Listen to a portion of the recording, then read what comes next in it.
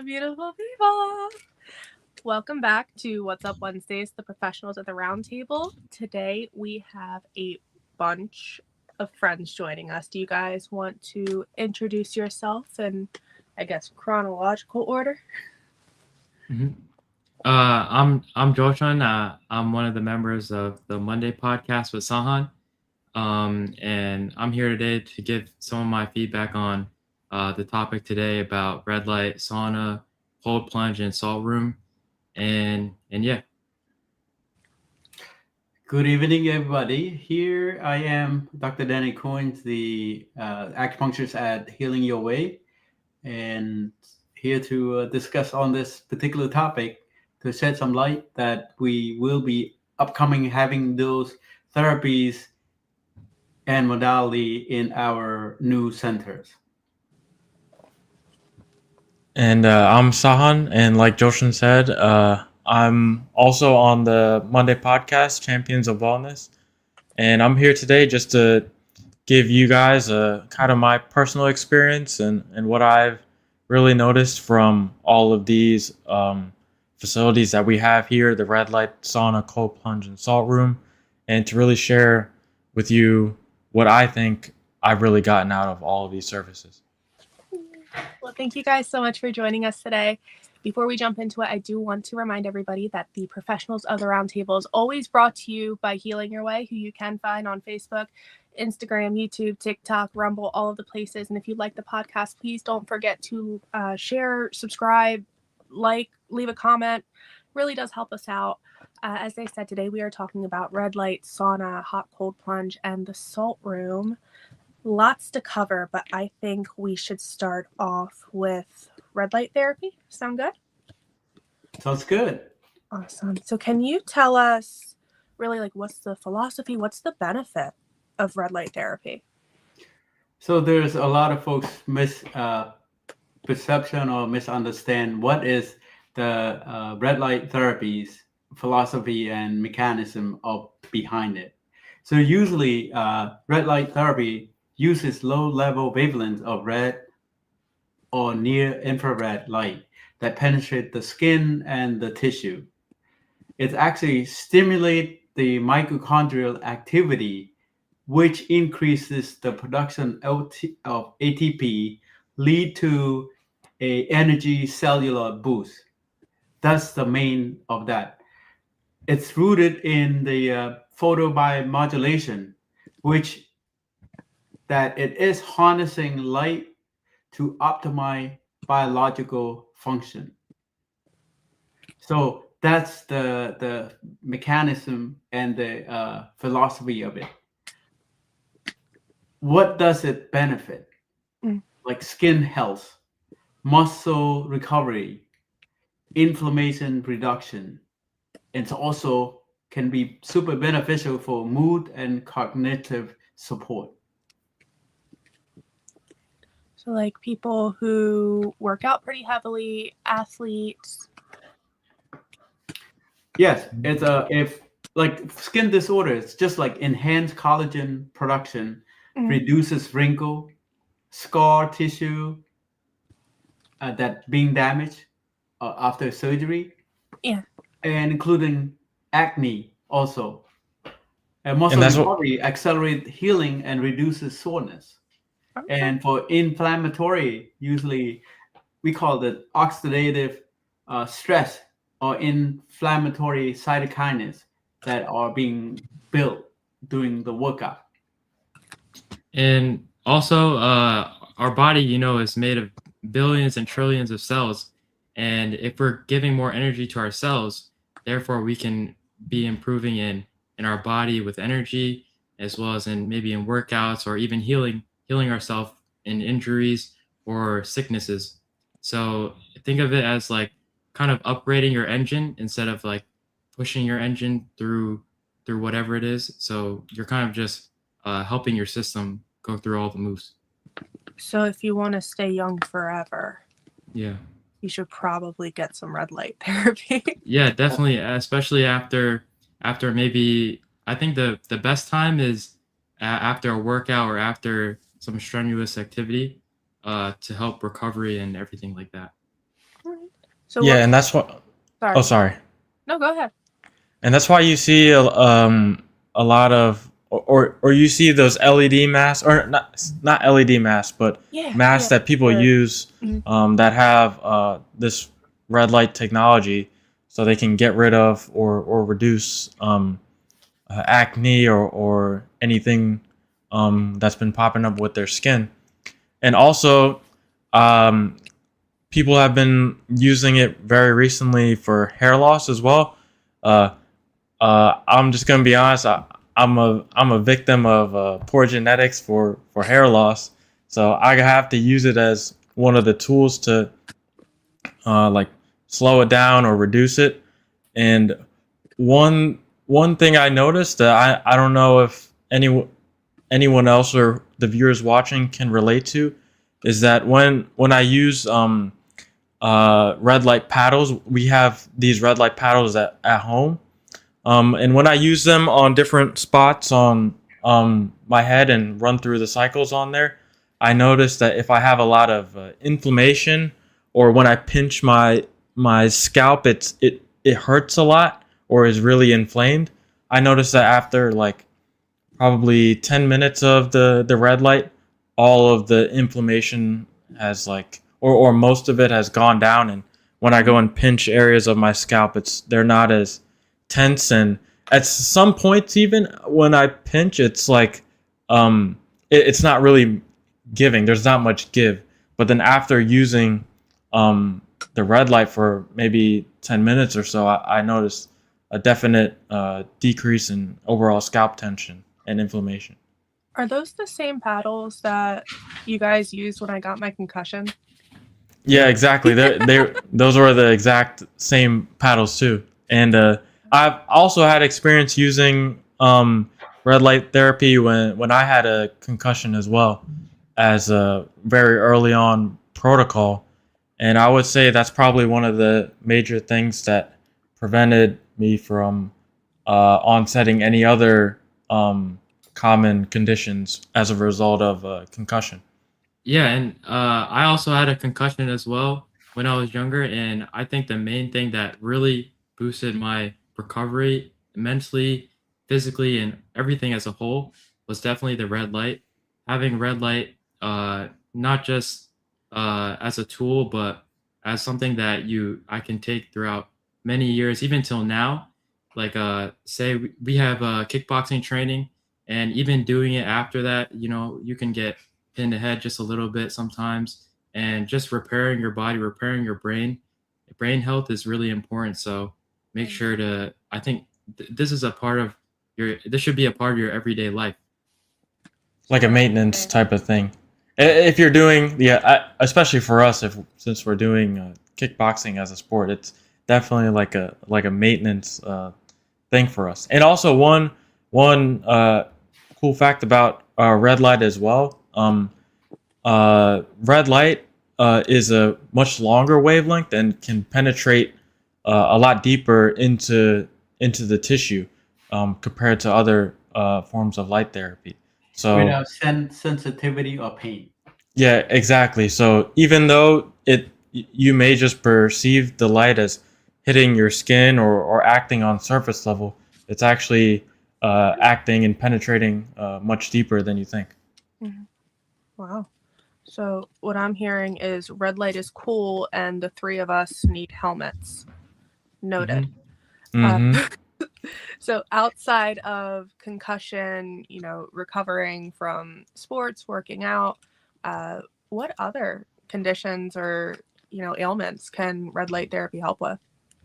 Red light therapy is focusing on many conditions, just like I mentioned earlier: skin aging, acne, scars from surgery, old scar, whatever, psoriasis, eczema, muscle soreness, joint pain, post-surgical healing, chronic inflammatory, fibromyalgia. A lot of folks say, can this help fibromyalgia? This is a clear cut right here. So neuropathies. So a lot of folks having that issue, that can be super beneficial. while there's so many center popping up with red light therapies for that purpose, and mood disorder and sleep disturbances. So these are the thing that just a simple thing to count now. So many things. Right. So kind of broad spectrum. Does it help with like arthritis or? So fibromyalgia is a term of inflammatory. Joint pain could be considered as arthritis, right? Because these are the things that post surgery prolong when we get older, developing scar tissue. Definitely, I would say yes. Okay. But the key to take away for this red light therapy is it is a non-invasive method to optimize cellular function and recovery using natural light frequencies. So basically, that's all there is to it. Yeah, no harm, no foul. Can't Yeah. beat that. And then we also have sauna therapy. So, Dr. Danny, fill us in. Okay, sauna therapies. We said infrared or traditional philosophy of this is that it heat exposure trigger physiological stress, which is in control of a temperature or environment. Mhm. It promotes sweating, which causing the vasodilation with and cardiovascular conditioning. Historically rooted in Scandinavian and Finnish, Finland, right? Wellness tradition. So rooted in Europe, it's very popular in Europe these days. So is in a combination of sauna plus cold plunge. So yes, what is benefit? Cardiovascular health and detoxification. So, I don't know. I can't remember the phrase that everybody always says, but it like sweat it out whenever Yes, sweat it out. Another thing is also help benefit the stress reduction, promote relaxation. People go there just for that, and muscle recovery. And the saying is it longevity. Yeah. Also with the longevity, I think it's like a good way of training your body through stress. Like the heat is a stressor, so if you keep doing the sauna over time, your body's gonna get used to it and kind of be more kind of have a more tolerance to stress overall. Yes. And I can definitely vouch for the muscle relaxation benefit because most gyms have a sauna in place for after you're finished your workout. And I've used it quite a few times. And of course, when I have the time for it, but I've always noticed I get a lot or I have a lot less soreness the next day compared to not using it at all. So whenever I have the time to, it's definitely worth doing it. Basically, it's promote the tissue repair and flexibility following your exercises. That's what sauna does. We call this, why people say that would be beneficial for stress reduction and relaxation. It increases parasympathetic activity and lowering your cholesterol. I mean cortisol, not cholesterol. So in work close relationship with the endocrine system. And also, like I think sauna can also help with muscle growth too. The difference from cold and heat, I think it is where you kind of want to build muscle is where you use a sauna compared to a cold plunge. After you have a workout, you would kind of try to avoid a cold plunge if you're trying to go for muscle growth. So I think it's a big it makes a big difference if you're trying to grow muscle. Yes. In terms of detoxification, remember the key word is that sweat mediated elimination of heavy metal and toxin. That's why very good for this type of thing that you consume food.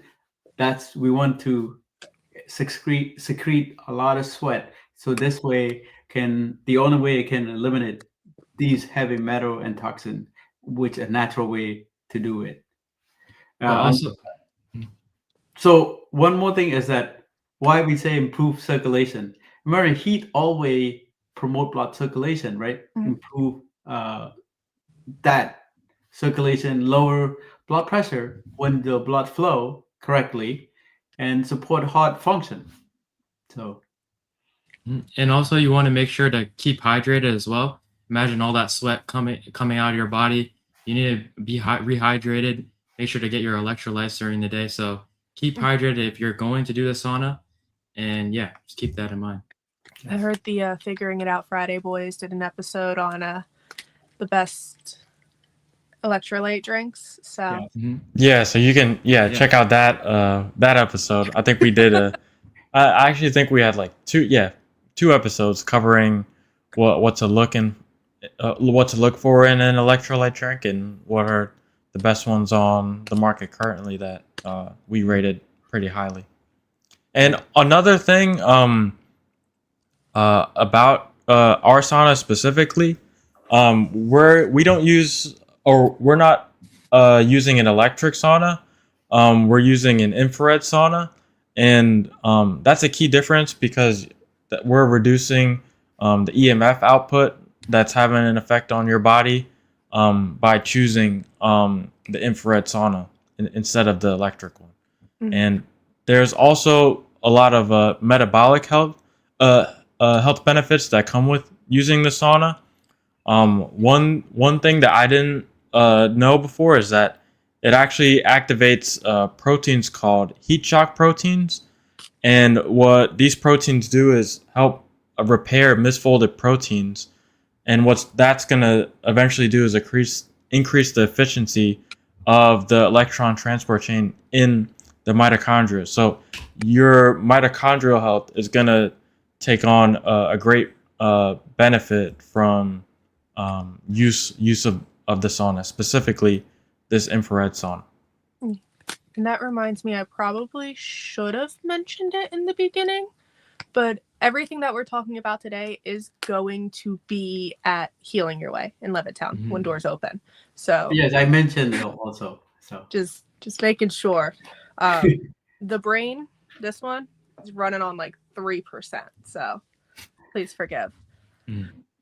So sauna. We all work together. Thanks for picking up this as a function. So you said sauna can help with sleep disturbances like insomnia, night terrors, or is it just more so to give you a more restful sleep? Basically, insomnia is it's restful sleep, like dream disturbances. A lot of folks, when your body is going through heavy, like toxin trap in the system, you feel heating up, right? When you purge through sweat, what happened is those toxin release through that sweat through the pore and definitely calm the body. When you sleep at night, a lot of dream disturbances, we say it could be due to eating so late at night that can create that, or just generally we consume certain food that we don't really know what type of heavy metal that we are taking in.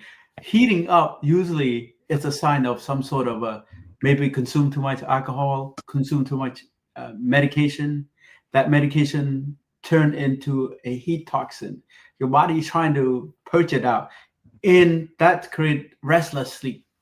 That's also that's how many things can go wrong there.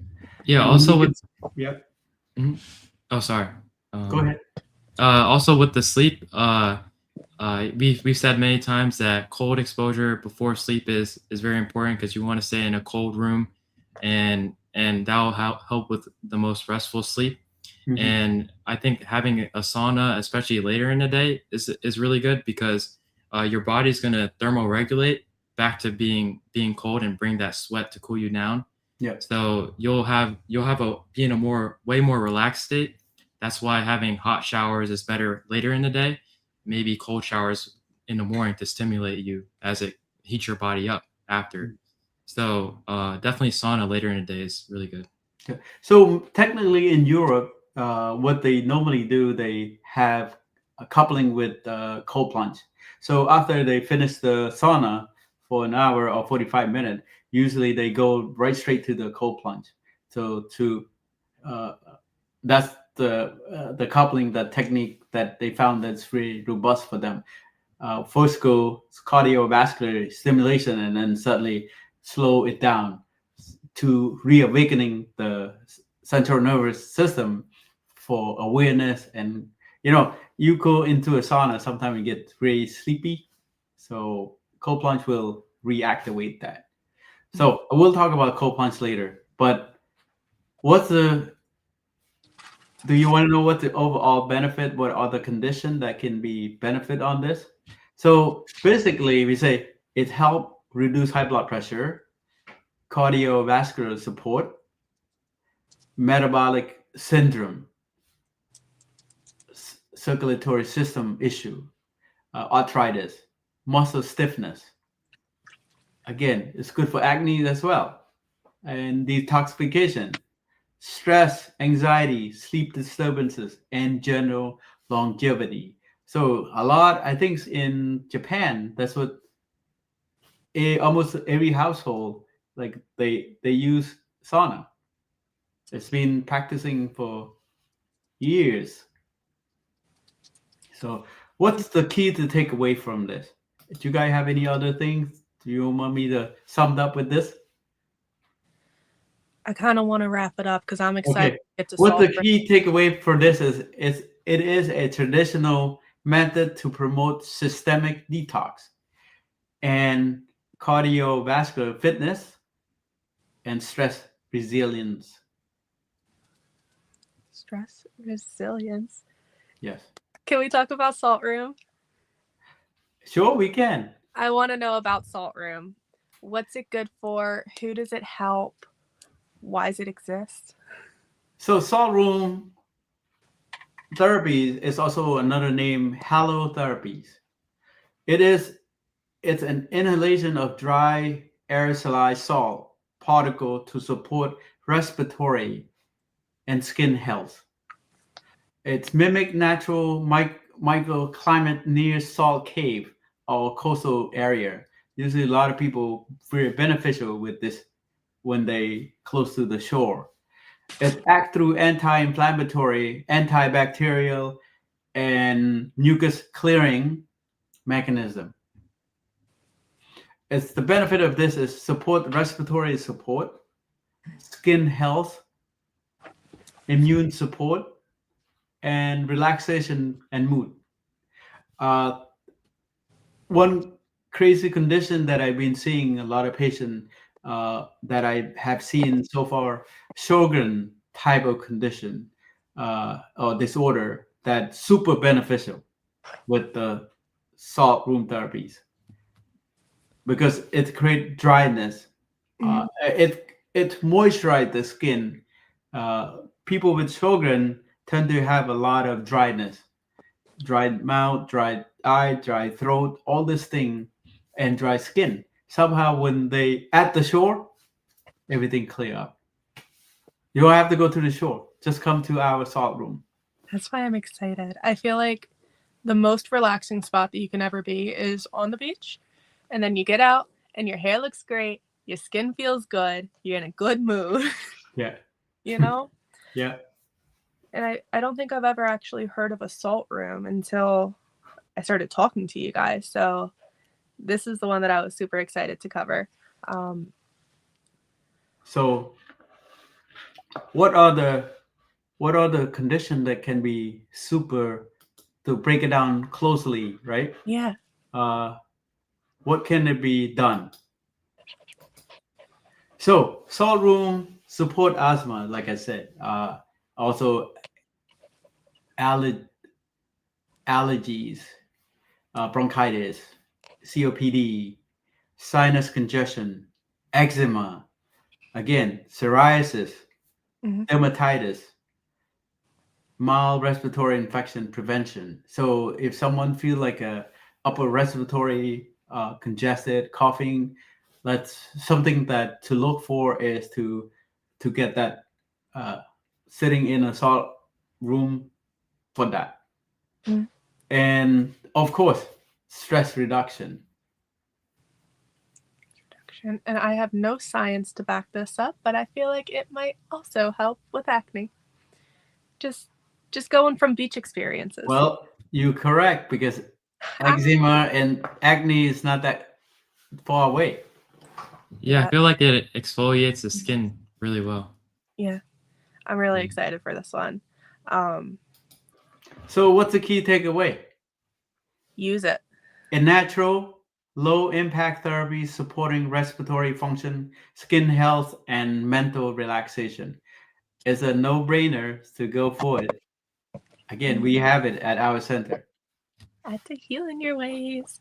Yeah, And and I have just like some input. I don't have too much experience with the salt room yet. I will try it out once we open up. But from use when I was congested, we have this thing called a neti pot, and you put hot water in it and like some salt in there, and the salt it kind of will Dr. Danny said, it will help with clearing mucus, and it flushed all the mucus out, and I was able to breathe fully clearly, and I felt a lot better from being congested, just from the salt, having the salt in there. Yeah. I feel like And no more saline. That's the same concept, right? You flush your sinus with that. There's a salt content there. I feel like anything that can help you, because you know when you get sick and then it's just sitting in your chest and you can't get it out. Anything that can help with that is a godsend. Yes. So use it. You know? Sauna. It's worth it. And then of course we have our hot and cold plunge, but I think we should break it up and then join them. Start with hot, go to cold, and then put them together. Yeah. Yeah. Sounds good. Hot plunge. Well, we look at the hot plunge first, right? Yeah. Yeah, hot plunge. This is there's another term we call contrast hydrotherapy. Hmm? Heat. That's the name of the hot plunge therapies. What's the philosophy and mechanism behind this? It's immersed in hot water, elevated body temperature, and then create vasodilation when you plunge into the hot, right? Mhm. This increases the blood circulation. That's why you use ice and heat therapy for these purposes. But ice has its own unique. So also often paired with cold plunge for contrast therapies. That's why you will see cold and heat bath next to each other. And also will benefit cardio resilience and activate heat shock protein, which is what Tahan was talking about for cellular repair. One is cold shock protein, right? One is heat shock. This is activate that. What else benefit? Muscle recovery and flexibility, which reduces soreness and stiffness. And detoxification supports sweating, metabolic waste elimination. Almost like very close to every modality that we've been talking to. It's super, really, really great in a good way. And of course, stress control. Control heat exposure trains autonomic nervous system. So sure, that will de-stress. And also boost the immune and cellular health. So it sounds. As you all know, heat shocks protein enhance tissue repair. When it's repairing the cellular, the mitochondria can activate in a good way to, of course, increase the ATP, now boosting the cellular stimulation, right? Yeah. And it sounds very similar to a lot of the benefits from the sauna. Mhm. Is there any like major differences between the two, or does it just kind of come down to personal preference?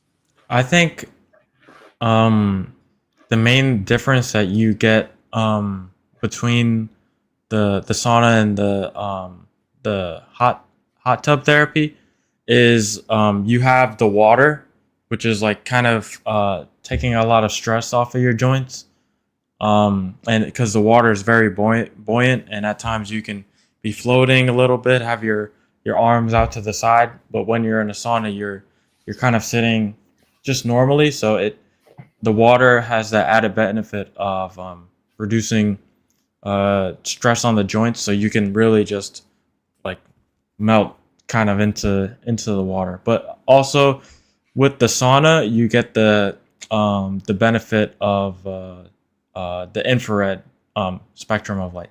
So you cannot see infrared, but it's kind of like the same philosophy as how red light is acting on you.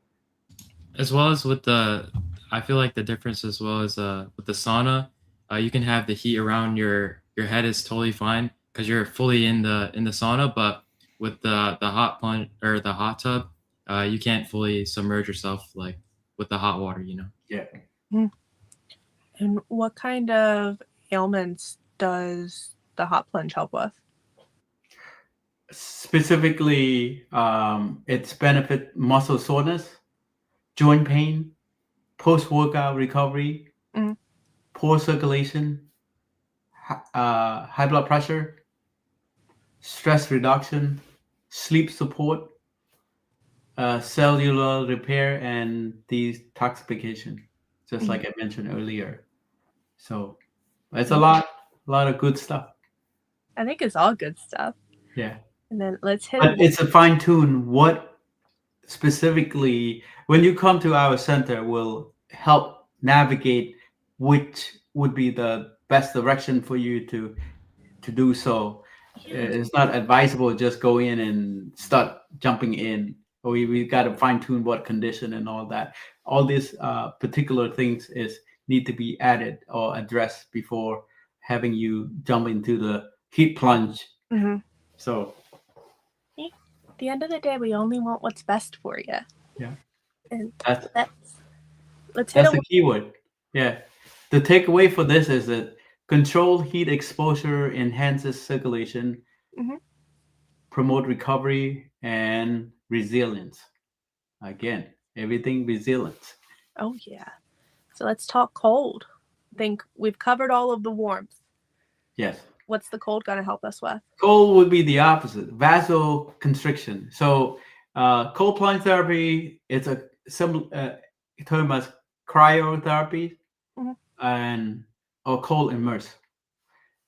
Brief exposure to cold water trigger vasoconstriction, which is activate the sympathetic activation, release the adrenaline and endorphin itself. So that's really good. And also embrace homeostasis, which is control stress for adaptation and systemic resilience. And widely use it in athletic recovery and biohacking circles. A lot I've seen when I was at the Philadelphia Flyer. We have variety of this cold plunge, heat plunge. There's a sauna room, all these things. So it's a lineup. All sport centers, they have all these things ready for the athlete to get themselves recover from on a daily practices or from a major games. So its benefit reduce inflammation, help muscle recovery, promote mood and alertness, and also immune support.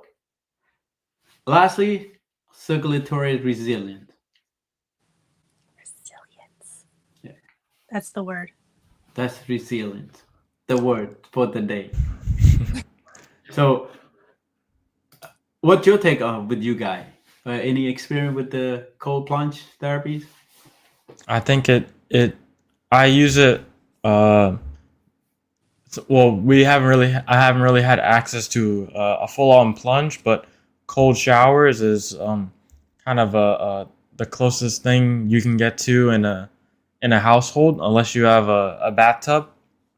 But I would usually do cold showers in the morning, just to get kind of like the same effect as caffeine, like a wake up effect.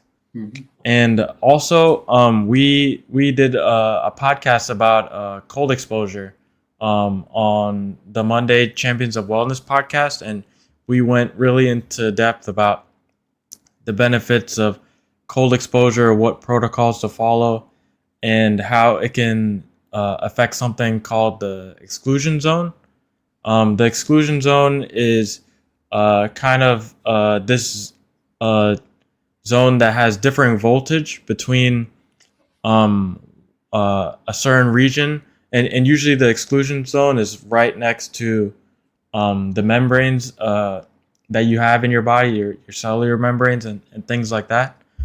And by doing cold exposure, you're able to increase the voltage difference between your exclusion zone and then what is known as bulk water or non-exclusion zone water.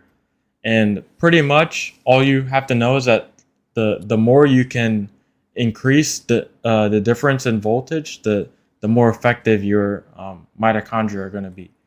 And then that's going to mean you're going to be able to have much more energy throughout the day when you go and do things. So you can see cold exposure as having both short-term and long-term benefits.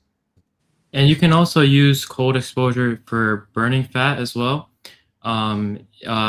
It kind of cold exposure activates your adipose brown adipose tissue, which kind of generates the thermogenesis. Kind of when you're not shivering, but once you reach a point where you're comfortable with the cold, but then your body's heating up, making its own heat. So your body's heating up and you're burning your own fat. So you're kind of you can use this in the morning or after a workout. If you want to, depends what you want to target. If you want to keep muscle, maybe don't do it after a workout, but use cold showers definitely in the morning or a cold plunge, like Sahan said, to kind of get a clear head and also warm up your body and get more blood flow before the day starts. And there's kind of two sides to the effects as far as how you're feeling. Like I said, it can have that improved focus and alertness effect that caffeine has, and that's because you get a massive release of norepinephrine, which is one of the neurotransmitters that is released when we're kind of getting into a very alert, very focused mode. But then also what can happen with cold exposure is vagus nerve stimulation. This can happen by just you splashing cold water on your face or going to the point of like we have at our facility, using a full-on cold plunge experience. And what you're going to find as far as benefits with it as well is that you're going to increase or you're going to strengthen your parasympathetic nervous system, which is primarily responsible for you going into the rest and digest mode. So it can improve relaxation. And also if you as don't, well. yeah, and also if you don't want to drink coffee or are not a fan of it, I know some people just get up in the morning and just get going. But if you want some sort of energy, definitely the cold plunge is going to work. Caffeine or coffee is a diuretic, so you're going to have to rehydrate yourself later in the day or even right after drinking coffee. So if you want something that's has no bad side effects and is going to be better for your overall health, definitely choose a cold plunge. I know it's a little bit uncomfortable getting in the cold plunge in the morning or taking a cold shower, but maybe even try lukewarm water and slowly work yourself up. You don't have to start and just go right into it with freezing cold water. Yeah. Yes. Dr. Key to takeaway: what not to do and what to do. Takeaway is acute cold exposure train the body to respond efficiently to stress, improve recovery, and boost mood. That being said, also someone, if any patient that experiencing cold hand, cold feet, circulatory system issue, diabetics, Raynaud type of condition, where or um, frostbite type of, when you experience the cold, your hands start to uh, become pale, white pale, all these type of turn purplish, finger, toes. These are the folks that predominantly should seek advice from the health professional first before um, jumping into heat or cold plunge, especially or cryotherapies. So that can lead on to many other issues. So keep that in mind. All this therapy can be consulted. You have to ask your professional physician or clinician that expert in this particular, especially cold plunge or cryotherapy. So you don't have issue later on. Yeah, safety first. Yeah. So now, what is our benefits from going from hot plunge to cold plunge, or vice versa? So the benefits for the cold plunge is it's really acute for acute injuries, right? Muscle soreness, chronic inflammation, vascular tone improvement, mental alertness. It's good for benefiting anyone that go through anxiety or depression. Again, stress resilience, mild immune support, metabolic activation. But there's such thing as keeping in mind, seems like the cold can penetrate from the Oriental perspective, Oriental medicine perspective, or TCM, is that cold can entering your body very easily. That's one of the exopathogenic. Heat also can be. If you use it the wrong way, it will consume your body. It penetrates into your body. That create disease itself. So definitely, like I said, at our center, we will monitor who can be benefit from this type of modality or therapies, and based on what our advice and suggestion, just to prevent any issue or abnormalities from using it. So we'll work behind you. We'll stand with you. So, but definitely will help while enjoying the modality or therapies itself. And also another thing that the constant switch between both the hot and cold therapies do is that you're actually expanding and contracting your blood vessels, contracting or constricting when you're going in the cold, and then expanding when you're in the hot. And what this like rapid contraction and expansion is going to do is help flush out a lot of metabolic waste or that is in your blood, or any lactic acid that you have built up if you are trying to recover from a workout or something. So that constant back and forth is actually doing a lot to speed up the recovery process. And then also what you're getting by switching as well is you're getting inflammation reduction with the cold, and then you're also having or your body's able to better deliver oxygen rich blood to the rest of your body parts and things. So you're getting both like reduced inflammation, and then you're also able to deliver oxygen rich blood to the rest of your body and throughout your body. So basically, that being said, cold will help vasoconstriction, which is, we say, when you are injured, the first thing will happen is that the histamine will bind to the site of the injury. That that inflammation keep on repeating, so pain is, it's going to be excruciating because the blood flow is not there, right? It's constricted.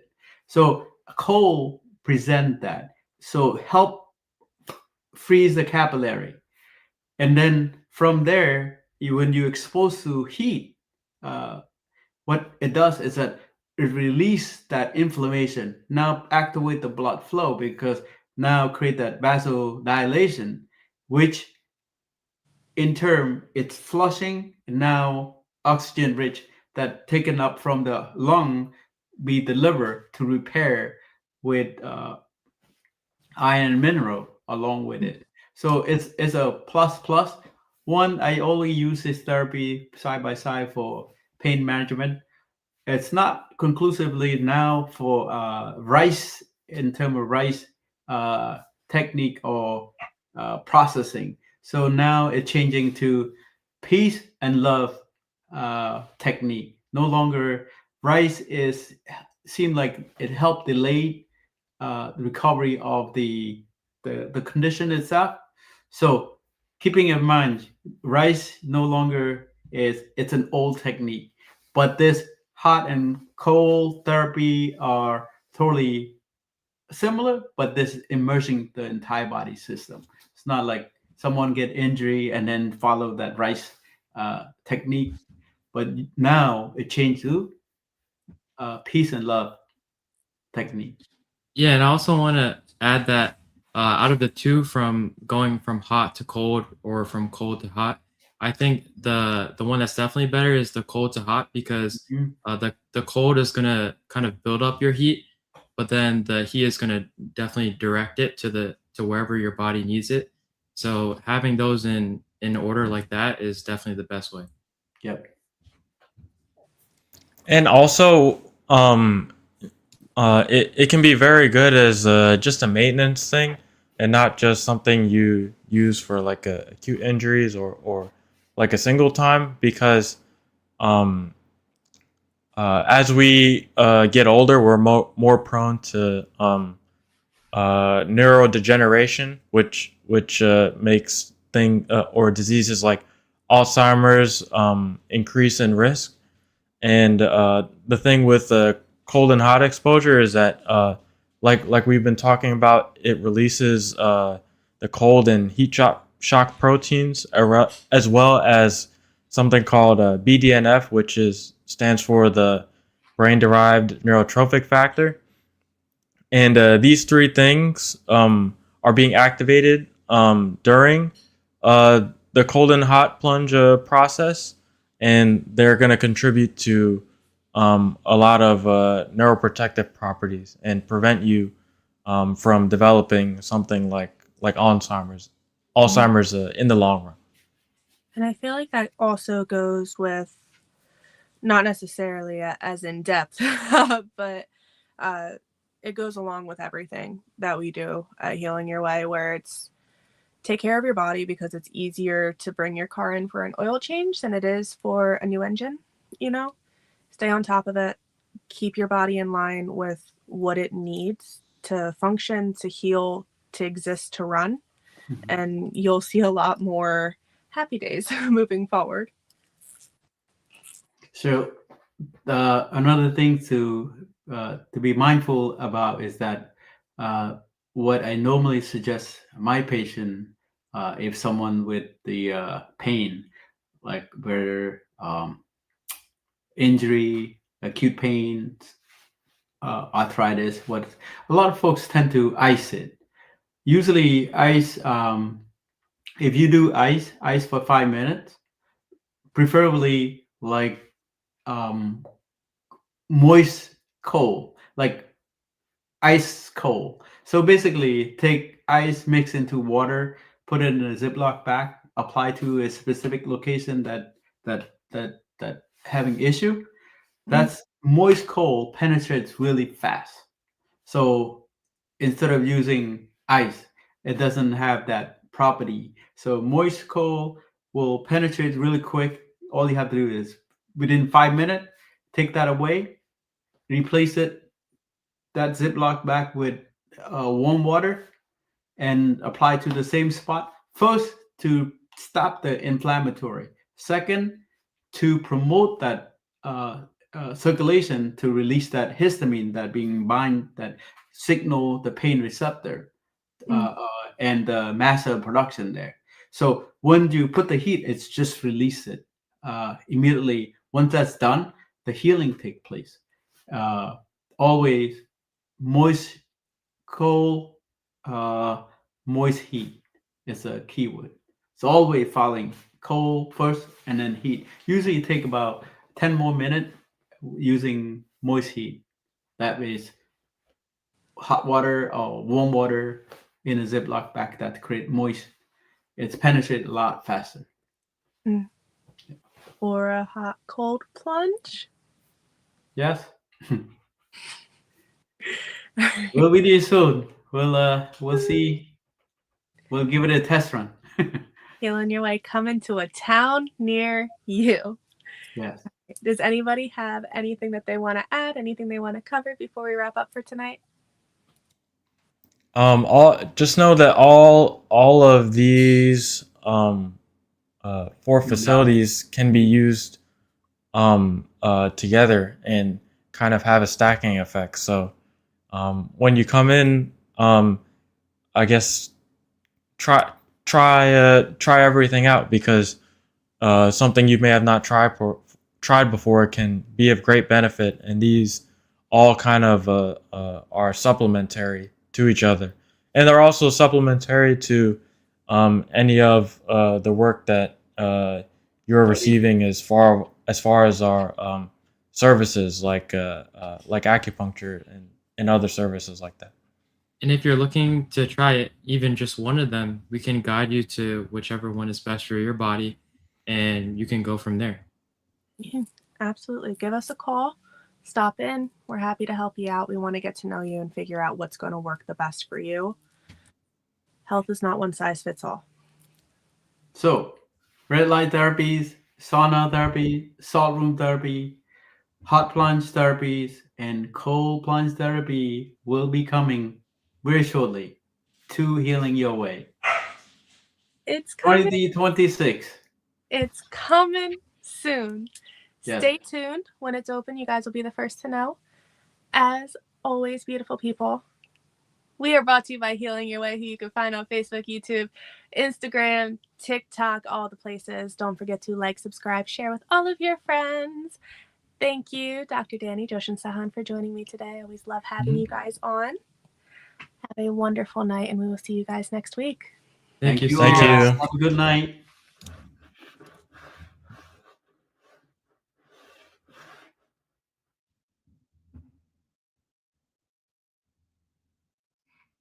Yeah.